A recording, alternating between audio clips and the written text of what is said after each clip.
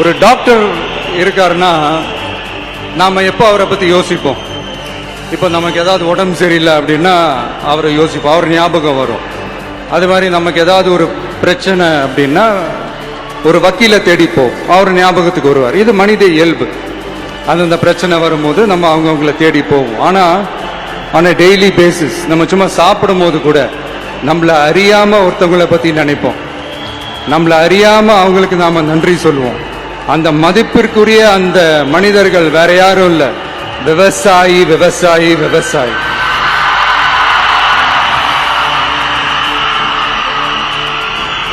அவங்க பார்க்கறதுக்கு வேணா சாதாரணமா இருப்பாங்க, ஆனா அவங்க சாதாரணமான மனிதர்கள்லாம் கிடையாது. இந்த உலகத்தையும் மனிதர்களையும் படைச்சது கடவுள்னு சொல்லுவாங்க, ஆனா அந்த கடவுளுக்கே படையல் போடுற உயர்ந்த மனிதர்கள் தான் நம்ம விவசாயிகள். இந்த பூமியில உயிர் இருக்குது, இந்த பூமியில பூ பூக்கும், காய் காய்க்கும், பூத்து குலுங்கும்னு இந்த பூமியை அழகா காட்டி இந்த பூமியை சாமி ஆக்குறதுல இயற்கையோட சேர்ந்து நம்ம விவசாயிகளுக்கும் ஒரு முக்கிய பங்கு ஒண்ணு இருக்கு. அதனால நான் ஏதோ ஓவரா ஏதோ சொல்றேன்னு நினைக்காதீங்க. எனக்கு இந்த அடுத்த ஜென்மம் மறுபிறவியை பத்தி எல்லாம் எனக்கு தெரியாது. அது உண்மை அப்படின்னா அடுத்த ஜென்மத்துல நான் ஒரு விவசாயி குடும்பத்துல பிறக்கணும்னு ஆசைப்படுறேன்.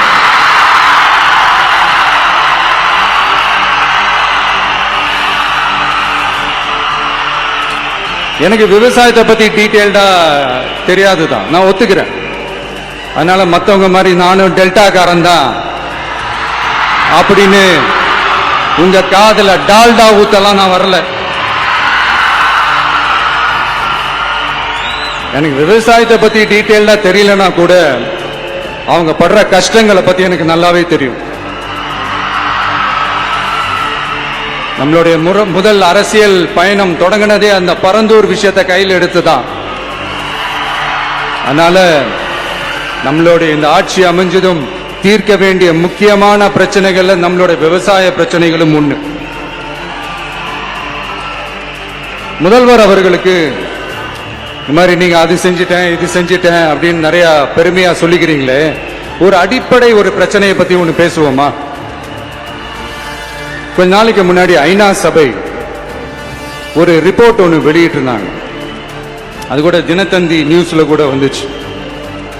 உடனே கூகுள் பண்ணி எதுவும் தேடாதீங்க, உங்க ஏஜென்சி வச்சு எதுவும் சர்வே கிருவே எடுக்காதீங்க. எதுக்கு உங்களுக்கு சிரமம்? நானே என்னன்னு சொல்றேன்.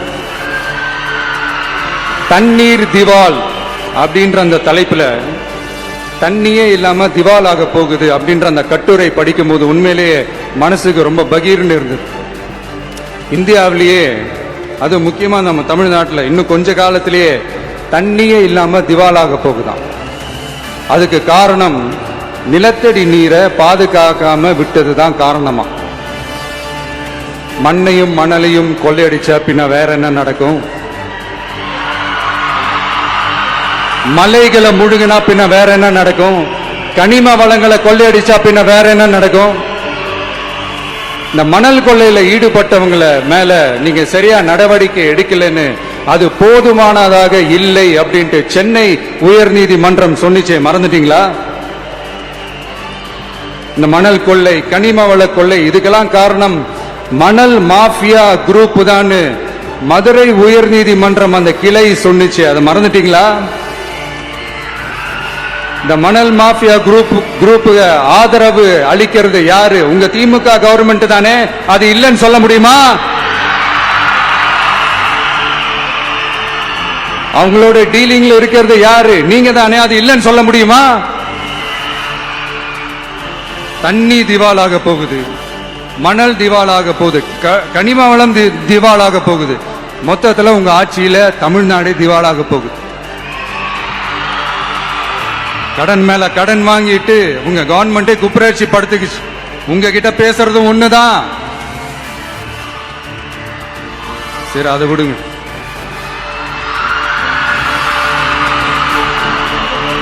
நம்ம விவசாயிகள் கஷ்டப்பட்டு விளைய வச்ச அந்த நெல் எல்லாம் மழையில நனைஞ்சி வீணா போச்சே. டெல்டாக்காரன்னு சொல்லிக்கிற நீங்க அதை ஏதாவது கவனிச்சிங்களா? அவங்களுடைய போராட்டம் எதுக்காவது கூட போய் நின்றுக்கிறீங்களா? கூண்டாஸ்ல மட்டும் போடுவீங்க. இதானே உங்களுடைய அந்த சாதனை. பரந்தூர் பிரச்சனை உங்களுடைய உண்மையான நிலைப்பாடு என்ன? மேல்மா விஷயத்துல உங்களோட உண்மையான நிலைப்பாடு என்ன? தமிழகத்தில் இருக்கிற எல்லா ஆறுகளையும் இணைப்போம், இந்தியாவிலேயே நாங்க தான் அதை பத்தி ஃபர்ஸ்ட் யோசிச்சோம் அப்படின்னு பெருமையா சொல்லிக்கிற இந்த திமுக கவர்மெண்ட் அவங்களுடைய நாக் என்னன்னு சொல்லவா? இந்த மாதிரி பெரிய பெரிய திட்டங்கள்லாம் ஆட்சிக்கு வந்த உடனே செய்ய மாட்டாங்க. அந்த ஆட்சி முடிகிற டைம்ல, அந்த கடைசி 6 மாசம், அந்த 1 வருஷம், அந்த 1.5 வருஷத்துல அதுக்கான திட்டத்தை கொண்டு வருவாங்க, அதுக்கான அடிக்கலை நாட்டுவாங்க. அதுக்கப்புறம் எலெக்ஷன் வரும், தோத்துருவாங்க. கேட்டா எங்க ஆட்சி தான் முடிஞ்சிருச்சு அப்படின்னு நாடகம் ஆடுவாங்க. இல்ல நான் தெரியாம தான் கேட்கிறேன். மக்கள் மேல உங்களுக்கு உண்மையிலே அந்த அக்கறை இருந்துச்சுன்னா ஆட்சிக்கு வந்த உடனே இந்த மாதிரி பெரிய பெரிய திட்டங்கள்லாம் ஸ்டார்ட் பண்ண வேண்டியது தானே? அதனால ஆட்சி முடியும் போது அடிக்கல் நாட்டுறது. ஓட்டுக்காக என்னென்னலாம் பேசுவீங்க, ஆனா மக்கள் இதெல்லாம் நம்புறதுக்கு அவங்க ஏமாளிங்க நினைச்சீங்களா? மக்களே, நம்மளுடைய ஆட்சி அமைஞ்சதும் இந்த மாதிரி பெரிய பெரிய திட்டங்கள்லாம் உடனே ஸ்டார்ட் பண்ணுவோம். அத அந்த 5 வருஷத்துக்குள்ள அதை முடிக்கவும் ட்ரை பண்ணுவோம்.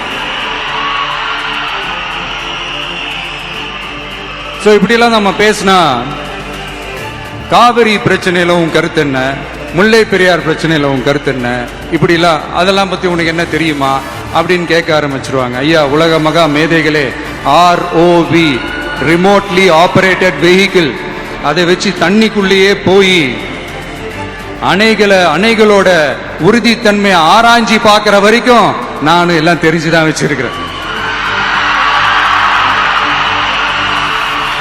ஒருத்தன் சைலண்டா இருக்கான், அமைதியா இருக்கான்னா உடனே அவனுக்கு எதுவுமே தெரியாதுன்னு நினைச்சிடாதீங்க. சும்மா கருத்து சொல்லிக்கிட்டு கம்பு சுத்திக்கிட்டு இருந்தா எல்லாமே நடந்துருமா? நசன் பேசி அதை கேட்டு மக்கள் வெறுத்து போயிட்டாங்க. உருப்படியா ஏதாவது யோசிங்கயான்னு மக்கள் நினைக்கிறத யாருக்கு தெரியுதோ தெரியலையோ, எனக்கு அது நல்லாவே தெரியுது. உரிய இடத்துக்கு போய் சம்பந்தப்பட்டவங்களோட பேசி அதுக்கான சொல்யூஷன் என்னன்னு தெரிஞ்சுக்கிட்டு அதை ப்ராப்பரா எக்ஸிக்யூட் பண்ணணும். நம்மளுடைய கடல் விவசாயிகளான நம்மளுடைய மீனவர்களுடைய பிரச்சனைக்கு அப்பப்ப எந்திரிச்சு கடிதம் எழுதிட்டு திரும்ப தூங்க போயிடுவார். அவ்வளவுதான், அதோட அது அப்படியே கிடக்கும். மானே தேனே பொன்மானே இப்படிலாம் கடிதம் எழுதுறதெல்லாம் வேலைக்கே ஆகாது. ஒன்றிய அரசுக்கு அந்த உண்மையான உணர்வு பூர்வமான அந்த அழுத்தத்தை கொடுக்கணும். நம்ம மீனவர்கள் மேல அவங்க கையே வைக்க கூடாது, கையே வைக்க விடக்கூடாது. அவங்களுக்கான அந்த பாதுகாப்பு பக்காவா இருக்கணும். அதுதான் நம்மளுடைய ஒரே அஜெண்டா. மீனவர்களே, அடுத்து நம்மளுடைய ஆட்சி தான். கவலைப்படாதீங்க, தைரியமா இருங்க. உங்களுக்கான பாதுகாப்பு பக்காவா இருக்கும். இப்படி இருக்கும்போது அடுத்ததும் நாங்க தான் அப்படின்னு சிஎம் சார் சொல்லுவாங்க. அதெல்லாம் நடக்கவே நடக்காது. 2வது முறை வந்ததெல்லாம் சரித்திரமே கிடையாது. இந்த சைனால கிரேட் வால் ஆஃப் சைனா கேள்விப்பட்டிருப்பீங்க. அதோடைய நீளத்தை விட பெரிய டாஸ்க் இது. ஆனானப்பட்ட அவங்க அப்பாவாலே முடியல.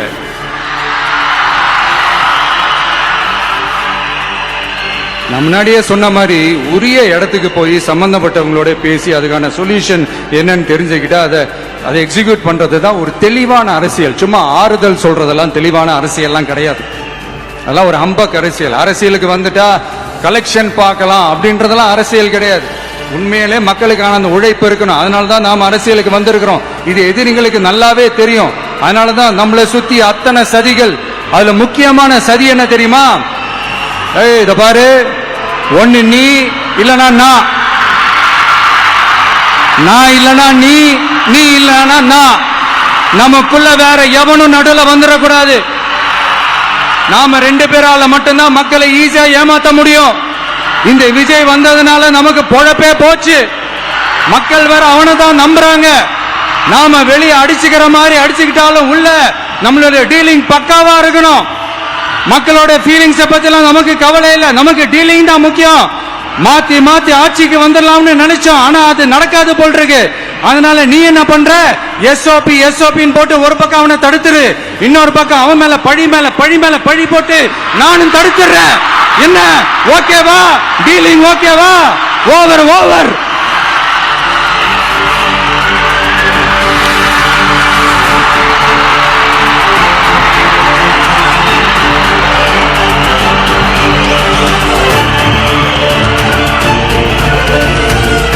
உண்மையிலேயே சிரிக்கிறதா என்ன பண்றதுன்னு எனக்கு தெரியல. உண்மையிலே இப்படிதான் இருக்கு அவங்க டீலிங்லாம்.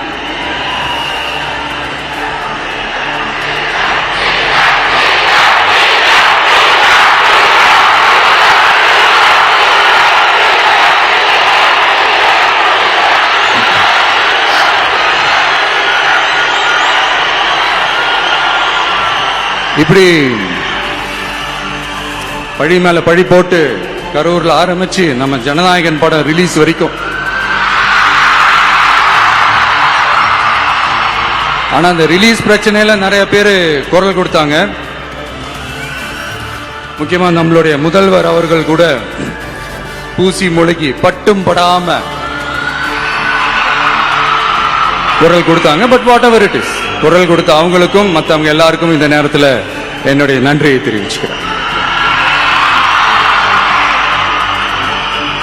இப்படி நாம வெளிப்படையா பேசுறதுனால சிஎம் சாரோட மனநிலை இப்ப எப்படி இருக்கும் தெரியுமா? ஏற்கனவே கட்சிக்காரங்க தொல்லை தாங்க முடியல, தூங்க விட மாட்டாங்க. இந்த விஜயும் வந்து தூங்க விட மாட்டான். நம்ம பாட்டுக்கு ஹைவேல சைக்கிள்ல சோலாவா போலான்னு நினைச்சோம். இவன் நாடானா மக்கள் சக்தியோட வந்துட்டு இருக்கான். இவன் தான் கேள்வி கேட்கிறான்னு பார்த்தா மக்களையும் கேள்வி கேட்க வைக்கிறான்.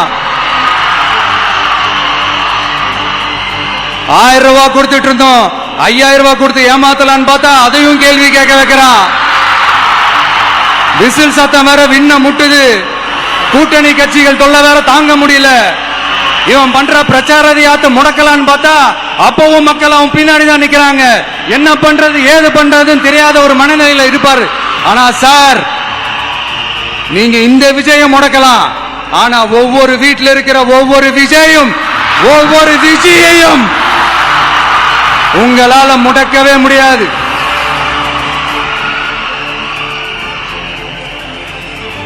அவங்களாம் ஆல்ரெடி பிரச்சாரத்தை ஸ்டார்ட் பண்ணிட்டாங்க சார். வீட்லயே குடும்பமா இறங்குவாங்க பாருங்க பிரச்சாரத்துக்கு. அப்ப உங்களால மட்டும் இல்ல, எந்த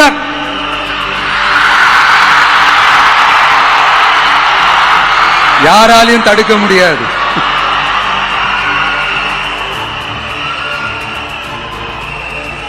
நம்ம டவுன் சவுத்ல ஒரு ஊர்ல உங்க அப்பாவுக்கு வெங்கல சிலை வைக்கணும்னு ட்ரை பண்ணீங்கல்ல, அதுக்கு சுப்ரீம் கோர்ட் என்ன சொன்னாங்க?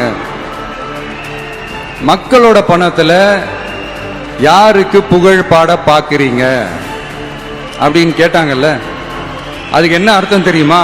ஊரா வீட்டு நெய்யில உங்க வீட்டுக்கு ஸ்வீட் செய்யாதீங்க. எப்படி? ஊரா வீட்டு நெய்யில உங்க வீட்டுக்கு ஸ்வீட் செய்யாதீங்கன்னு அர்த்தம். மக்களோட ஒரு அடிப்படை வாழ்வாதாரத்துக்கு ஏதாவது பிரச்சனைக்குன்னு கேட்டா நிதி சுமைன்னு சொல்றீங்க. செல வைக்கிறதுக்கு மட்டும் எங்கிருந்து சார் காசு வருது?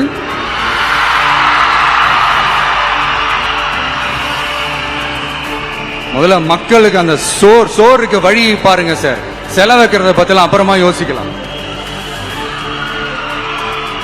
கேஸ் சிலிண்டருக்கு மானியமா 100 ரூபாய் தரேன்னு சொன்னீங்களே, என்னாச்சு? கரும்புக்கு ஆதார விலையா 4000 ரூபாய் தரேன்னு சொன்னீங்களே, என்னாச்சு? ரொம்ப நாள் கல்யாணமே ஆகாம இருக்கிற பெண்களுக்கு அவங்களுடைய கல்வி தகுதிக்கு ஏற்ப அரசு வேலை கொடுப்போம்னு சொன்னீங்களே, என்னாச்சு? இதெல்லாம் வெறும் சாம்பிள் தான். இதோட ஹைலைட் ஒண்ணு இருக்கு. மாநில அரசால முடியவே முடியாதுன்னு தெரிஞ்சுக்கிட்டோம். நாங்க வந்தா நீட்டை ஒழிப்போம். ஆகா ஆகா ஆகா ஆகா, எவ்வளவு பெரிய ஒரு மோசடி இது.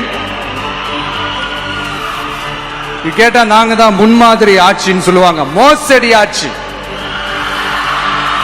மோசமானவங்களே முக்கியமானவங்க கேள்விப்பட்டிருக்கிறீங்களா? அந்த மாதிரி மோசடி ஆட்சியிலேயே முக்கியமான ஆட்சி இந்த திமுக ஆட்சி. மக்களே, மக்களை நேசிக்கிற விஜய் வேணுமா? மக்கள் விரோத ஆட்சி நடத்துற ஸ்டாலின் சார் வேணுமா?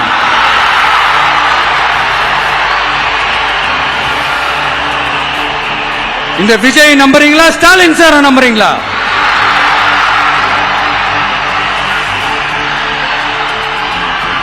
இந்த சத்தத்துக்கு அர்த்தம் தெரியுமா சார்?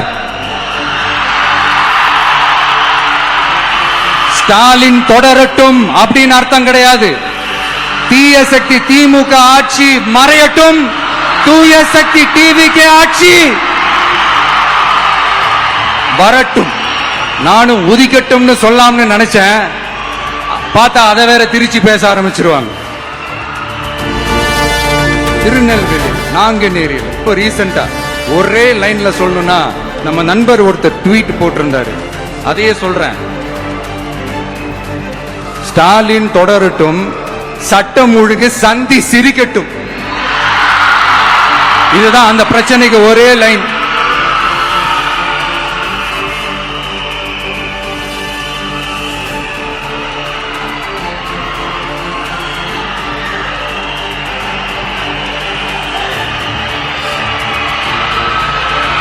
மக்களே, காஞ்சிபுரத்துல வேலூர்ல எல்லாம் நம்மளோட விஷனை பத்தி சொன்னோம் இல்லையா? அதே மாதிரி இங்கேயும் சில விஷன்ஸை சொல்லணும். இது மற்றவங்க மாதிரி தேர்தல் வாக்குறுதின்னு சொல்லி ஏமாத்துறது கிடையாது. நம்மளை நம்புற மக்களுக்கு நம்பிக்கை தர்றது. நம்ம ஆட்சிக்கு வந்ததும் இதெல்லாம் செய்ய நடவடிக்கை எடுப்போம்னு சொல்றது. டெல்டா விவசாயிகள் சமீபத்தில் கூட உரத்தட்டுப்பாட்டை சந்திச்சிங்கல்ல. சில பேர் உரத்தை பதுக்கி வச்சு அதிக விலைக்கு வித்ததா நியூஸ்லாம் கூட வந்துச்சு. நம்ம டிவிக்கு ஆட்சி வந்ததும் உரத்தட்டுப்பாடு இல்லாம பார்த்துக்குவோம். 5 ஏக்கர் வரை நிலமுள்ள விவசாயிகள் வேளாண் கூட்டுறவு வங்கிகளில் வாங்கிய பயிர் கடன் முழுமையாக ரத்து செய்வதற்கும், 5 ஏக்கருக்கு மேல் உள்ள விவசாயிகள் வேளாண் கூட்டுறவு வங்கிகளில் வாங்கிய பயிர்க்கடன் 50% வரை ரத்து செய்வதற்கான சாத்திய கூறுகளை ஆராய்ந்து உறுதியாக நடவடிக்கை எடுப்போம். திமுக மாதிரி எல்லாருக்கும்னு சொல்லிட்டு அதுல தகுதி பிக்ஸ் பண்ணி பாகுபாடு காட்டி ஏமாற்ற மாட்டோம். எல்லாத்தையும் வெளிப்படையாக சொல்லுவோம். 2 ஏக்கர் வரை நிலமுள்ள விவசாயிகள் மற்றும் நிலமற்றவர்கள் குடும்பத்தில் யாரும் மாநில மற்றும் ஒன்றிய அரசு ஊழியராக இல்லாமல் இருக்கும் பட்சத்தில் அவர்களின் குழந்தைகளின் பொறியியல் மற்றும் மருத்துவம் உள்ளிட்ட தொழிற்கல்வி முதல் அனைத்து வகை படிப்புகளுக்குமான முழு செலவையும் அரசே ஏற்கும்.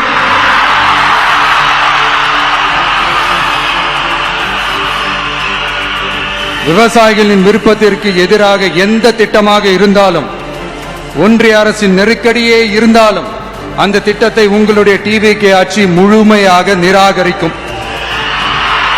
எப்போதும் விவசாயிகளின் பக்கமே நம் ஆட்சி நிற்கும்.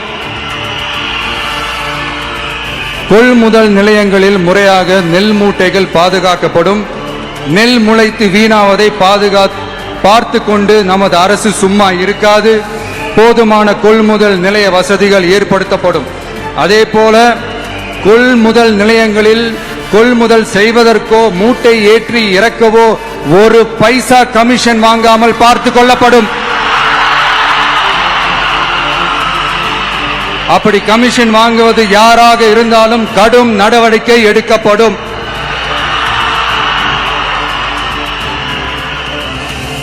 ஐநூறு ரேஷன் கார்டுகளுக்கு 1 ரேஷன் கடை என்ற வரையறை நிர்ணயிக்கப்படும்.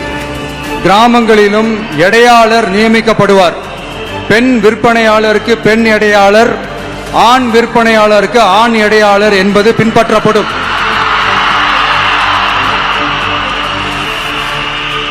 ரேஷன் கடைகளில் அரிசி தவிர அனைத்து பொருள்களும் பாக்கெட் செய்து விநியோகிக்கப்படும். மீனவர்களுக்கு ஒன்றிய அரசு சட்டப்படியான பாதுகாப்பை உறுதி செய்ய வேண்டும். அதற்கான உண்மையான உணர்வுபூர்வமான அழுத்தத்தை ஒன்றிய அரசுக்கு நமது டிவிக்கு அரசு கொடுக்கும். நான் மீண்டும் சொல்றேன், கல்வி, மருத்துவம், ரேஷன், குடிநீர், சாலை வசதி, பஸ் வசதி, இது மாதிரி அடிப்படை விஷயங்களுக்காகத்தான் நம் அரசு முதல்ல முக்கியத்துவம் கொடுக்கும். எனக்கு நம்மளோட குழந்தைகள், நம்ம பெண்கள், நம்ம இளைஞர்கள் லைஃபுக்கு முன்னுரிமை கொடுக்கணும். அரசு வேலை வாய்ப்புகள் மட்டும் இல்லாம தனியார் வேலை வாய்ப்புகளுக்கான வழியையும் உத்தரவாதத்தையும் உருவாக்கணும். அப்படி நாம் உருவாக்கிட்டாலே அவங்களுக்கான ரூட்டை நம்ம இளைஞர்கள் அவங்களே தேர்ந்தெடுத்துப்பாங்க. இத்தனை கோடி அத்தனை கோடி ஒப்பந்தம்னு சொல்லி விளம்பரம் மட்டும் செய்யாம உண்மையான ஒப்பந்தம் போட்டு வெள்ளை அறிக்கை வெளியிட்டு அதை செயல்படுத்தினாலே போதும், எல்லாம் தன்னாலே நடக்கும். இங்க என்னனையும் சொல்ல நினைக்கிறேன், இங்க அடுத்து நாங்க தான் நெஞ்சை நிமித்திரி கூவுற யாராச்சும் நாங்க ஊழலே செய்யாதவங்கன்னோ ஊழல் செய்யவே மாட்டோம்னோ நெஞ்ச தொட்டு மனசாட்சியோட சொல்ல முடியுமா? ஆனா நாம இன்னைக்கு இல்ல, ஆட்சிக்கு வந்ததுக்கு அப்புறமும் ஓப்பனா தில்லா கட்ஸா சொல்லுவோம், ஊழல் லஞ்சம் இல்லாத ஒரு ஆட்சியை கொடுக்க உண்மையா ட்ரை பண்ணாலே போதும், எல்லாம் தன்னாலே நல்லா நடக்கும். எல்லாரும் கொஞ்சம் கை இப்படி வைங்க. எங்க ஓட்டு எங்க உரிமை, எங்களை யாரும் விலைக்கு வாங்க முடியாது. எங்க ஓட்டு விசில் சின்னத்துக்கு தான், யாரையும் நம்பி ஏமாற மாட்டோம், எங்க வார்த்தையிலிருந்து மாற மாட்டோம். இது நிஜம். தேங்க்யூ.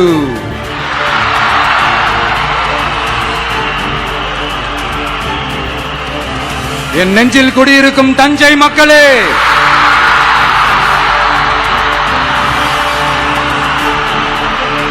என் நெஞ்சில் குடியிருக்கும் வேலூர் மக்களே, வேலூர்ல இதை நான் சொல்ல மறந்துட்டேன், சாரி. உங்களுக்காக இங்க நான் சொல்றேன், உங்களோட நான் இருக்கேன், நம்மளோட நம்ம மக்கள் இருக்கிறாங்க. இதுக்கு மேல என்ன வேணும்? கான்பிடென்டா இருங்க, நல்லதே நடக்கும், வெற்றி நிச்சயம். மீண்டும் சந்திக்கும் வரை நன்றி, வணக்கம்.